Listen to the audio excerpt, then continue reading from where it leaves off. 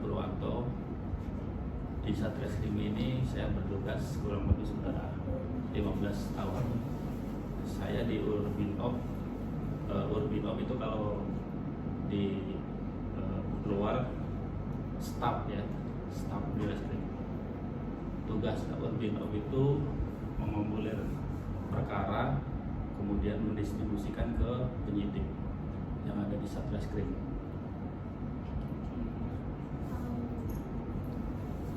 Nama saya Brigadir Rizko Disuro. Tugas kami di staf sama dengan Papua. Tadi Bapak udah kasih tahu tugas Bapak secara besar di sini ngapain. Kalau boleh tahu boleh dijelasin lebih detail lagi setiap hari Bapak ngapain? Baik. Jadi setiap hari itu kan banyak perkara yang masuk, orang lapor ke Pak Polisi. Contoh kecil, ada yang kehilangan motor, perampokan. Mereka bikin laporan ke kantor polisi. Dari laporan ini kita kumpulir setiap hari, kita kumpulkan. Nanti kemudian kita sebarkan kita distribusikan ke unit-unit. Misalnya si A lapor kehilangan. Dari laporan itu kita kasih ke penyidik. Ini punya si A ditangani. Kemudian nanti perkembangannya disampaikan ke pelapor sampai mana sejauh mana penanganannya. Itu setiap hari rutin.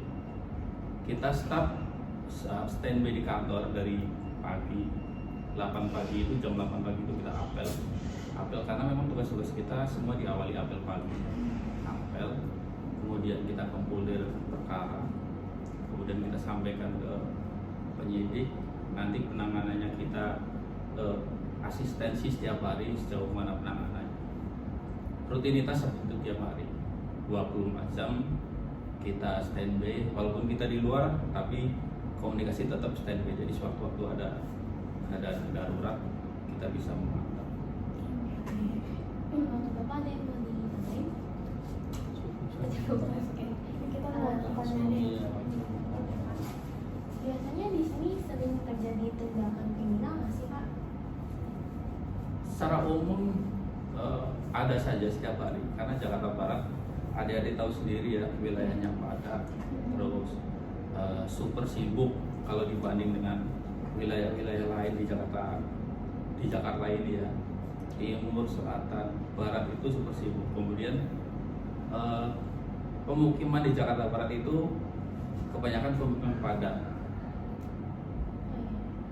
wilayahnya luas, terus super sibuk, pemukiman padat. Setiap hari ada aja tindakan kriminalitas. Ya terbukti dari setiap hari masuknya laporan-laporan masyarakat yang datang ke kantor polisi. Kemudian perkara-perkara lain yang ringan juga ada, yang berat juga ada. Kehilangan motor, perkelahian, perampokan, ada aja yang masuk. Setiap hari minimal rata-rata kita bisa 5 perkara.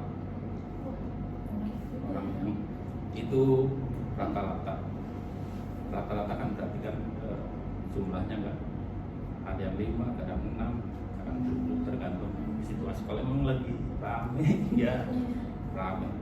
Kebanyakan tuh masalahnya kebanyakan apa ya? Masalahnya seperti apa yang terjadi di sini? Kalau di Jakarta Barat kebanyakan ranmor itu pencurian kendaraan bermotor. Pasti di tempat tinggalnya sering dengar orang kehilangan motor. Kemudian buat ITE, yang sekarang marak itu ITE, penipuan online. Itu kan banyak kasus ya, karena kan banyak kasus. Terus cara kalian, cara kerja kalian tuh gimana sih? Maksudnya kan kalian banyak banget nih kasus, terus cara biar nggak berantakan tuh gimana ya struktur? Memang kalau dilihat dari jumlah anggota kita, memang sangat sekali terbatas. Contohnya anggota Satreskrim ini kan semua perkara itu yang menangani Satreskrim. Anggota Satreskrim Jakarta Barat itu untuk Polres ya jumlahnya cuma 138. Sedang perkara, bayangin aja perkara minimal 1 hari 5 berarti 1 bulan sudah di luar kendali kita. Iya. Nah, untuk menangani perkara itu supaya semua tertangani dengan baik, kita punya schedule. Masing-masing penyidik itu ada buku kontrolnya, kontrol perkara. Jadi setiap perkara itu mereka sudah terjadwal apa yang mau dilakukan hari ini, kemudian apa yang mau dilakukan besok, mau meriksa A, mau meriksa B, semua ada tertuang di buku kontrol perkara. Ada namanya Renlidik Sidik Perencanaan Penyelidikan, itu semua penyidik ada.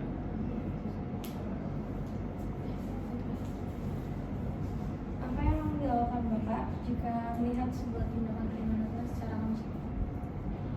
Kalau secara langsung, misalnya dalam kondisi saya lagi di luar, Iya, di jalan. kalau misalnya di jalan ada tindakan kriminalitas, ya kalau memang memungkinkan saya untuk menangani perkara itu, ya kita tangani, kita amankan pelakunya, barang buktinya, korbannya kita amankan. Tapi kalau memang tidak memungkinkan, kita minta bantuan ke komando. Kan di sini ada piket yang setiap hari nampung pengaduan dari masyarakat. Misalnya ada kejadian apa, telepon ke sini, nanti kita dapat. Jika pelaku kriminalitas di bawah umur, apa yang akan terjadi? Atau tindakan apa yang dilakukan? Kalau pelaku kriminal, kita sebetulnya tidak boleh nyebut pelaku kriminalitas di bawah umur. Pelaku anak berhadapan dengan hukum.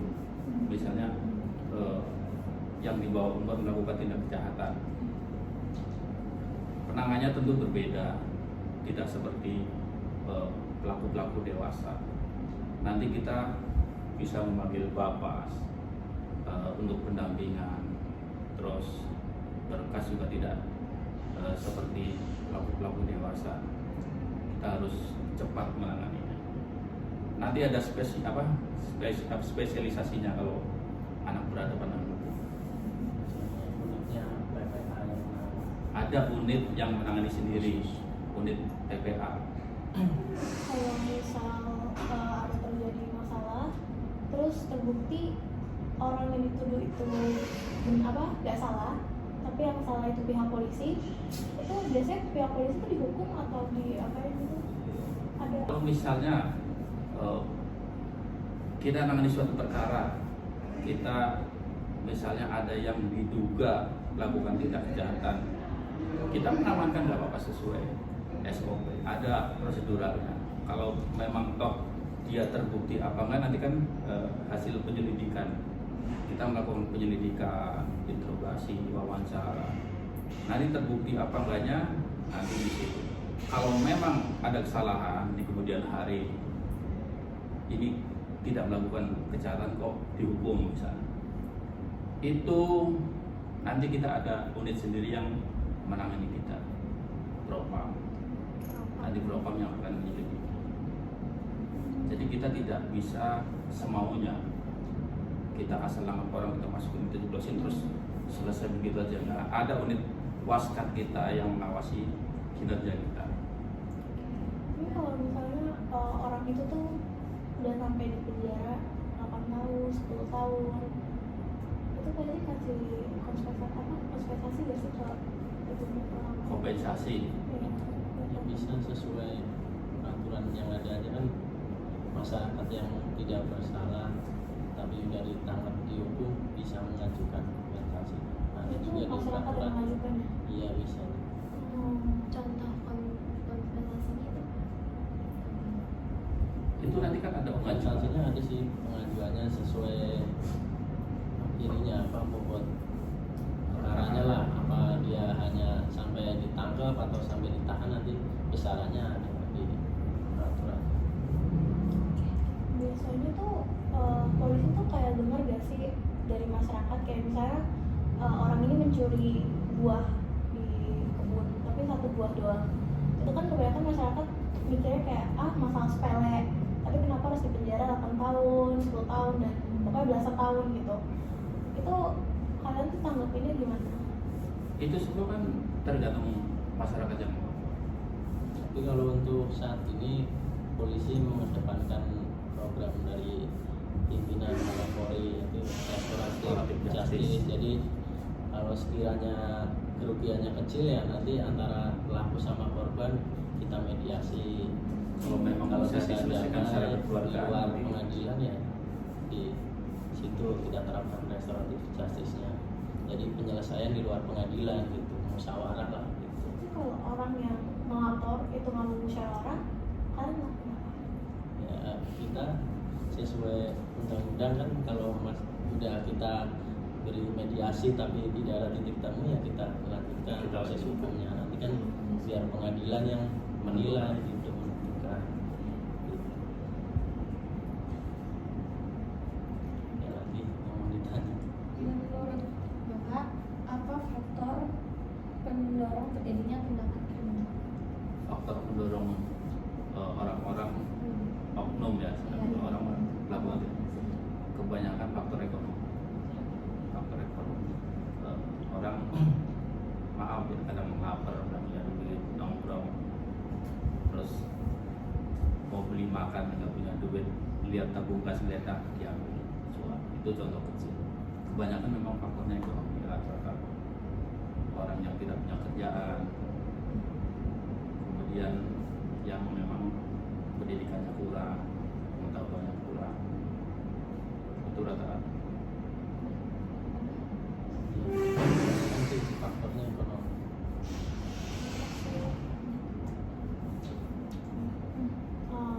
Tugas propos tuh apa ya? Tugas propos sesuai perkap itu waskap. Jadi propos itu mengawasi kinerja anggota Polri supaya Polri dalam melakukan suatu tindakan tidak sewenang-wenang harus sesuai prosedural. Propos. Terus kalau misal ada polisi yang melanggar aturan berat, propos tuh kasih hukumannya bagaimana? Kalau memang ada laporan ketidakprofesionalan anggota Polri, dia misalnya melakukan tindakan suatu tidak terpuji gitu misalnya, atau penanganan perkara tidak sesuai dengan prosedur, masyarakat bisa melapor ke Propam. Nanti polisi itu akan disidang.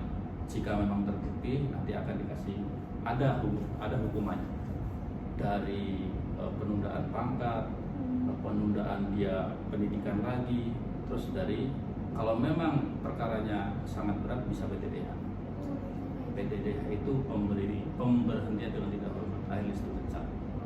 Kalau Itu memang udah berat, tidak bisa masuk lagi. kalau udah dipecat udah berhenti, udah nggak bisa. Kalau memang terbukti melakukan pelanggaran berat.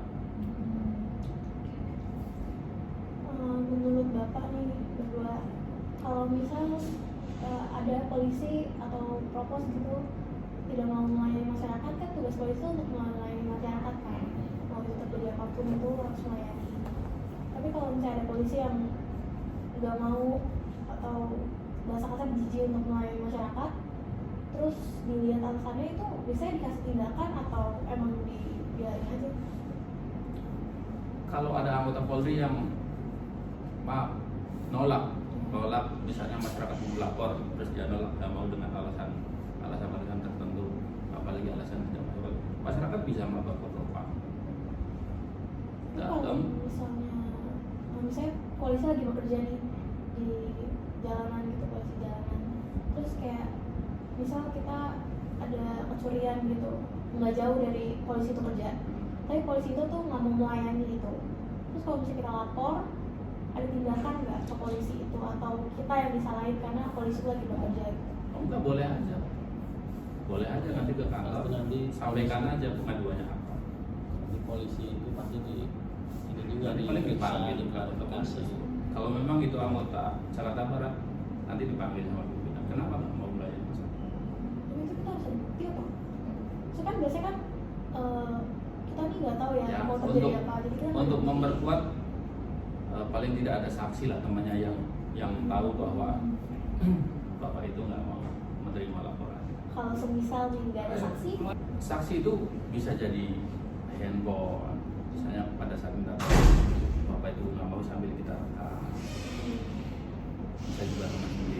apa aja, bisa warga masyarakat sekitar situ yang melihat. Kisah apa aja, banyak caranya. Oke, tapi kan kebanyakan tuh kayak masyarakat kan gak lihat, maksudnya ini kenapa dibiarin aja. Terus emang kita tuh misalnya kita udah panik gitu, barang kita diambil atau motor kita diambil, terus akhirnya kita nggak kepikiran untuk ngerekam. Boleh, nggak apa-apa, datang aja kantor Oh, polisi. datang aja. Ya, Bakal ditindak. sambil lapor ke piket SPKT tentang kejadiannya, terus sambil mengajukan apa, kantor kita terbuka kok kapan aja 24 jam. Dapat laporan yang menurut Bapak lucu gak gitu? Laporan yang lucu. Yang unik gitu. Kayak misalnya Kayak biasanya. Iya, biasa.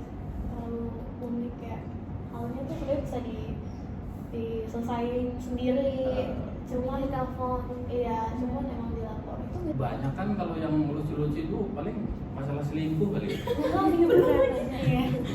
Lucu banyak soalnya. Lagi ngetren. Iya sih. Itu kan biasanya ngapain?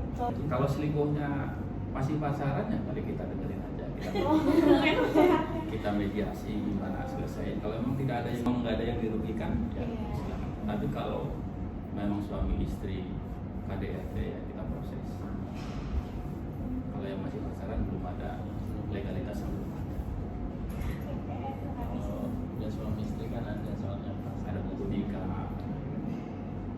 Kalau masih pacaran terus berantem mau damai silakan. Kan biasanya kan gini, orang pacaran salah satunya sudah terlalu banyak korban misalnya kan, terus tiba-tiba ribut dan mau putus kan, ada yang nggak puas, ada yang udah korban materi, ada yang udah korban jasmani, banyak yang lapor sendiri gitu. Orang tuh kalau bertindak itu pas laporan orang atau misal kayak wawancara yang nggak benar gitu, kalian bisa tindakin sendiri nggak atau emang harus tunggu laporan dari orang? Kalau memang situasional aja, kalau memang keadaannya kedaruratan, memang perlu harus segera ditangani, kita turun dulu ke lapangan, baru laporan menyusul. Jadi nggak harus semua laporan dari orang. Nggak harus laporan secara bersurat, nggak harus lapor di lapor polisi. Kalau memang situasinya pada saat itu perlu langsung ditangani, kita tangani. Sekian dari wawancara kami. Terima kasih. Terima kasih Pak. Halo Bu, ini kita lagi jalan di daerah mana? Polisi di daerah dekat-dekat Tanjung Duren. Ya saya tadi kita nggak diterima. Entah polisi. Tapi ternyata nggak ada polisinya. Di meja perjalanan ke tempat polisi di dekat rumah sakit Sumber Waras. Semoga ada. Ibu, kita lagi nunggu polisi ya Ibu. Polisi lagi di jalan. Lagi itu ya udah itu ya Bu. Ibu sekarang udah jam segini kita masih nunggu polisi. Bu jadi kita harus tunggu sampai malaman lagi. Mohon pengertiannya Ibu. Ya, sekarang udah jam segini ya Bu, sedangkan polisi yang belum ada. Halo Ibu Ginting, kita naik bajai lagi. 2 kali. Ya buat ke Polres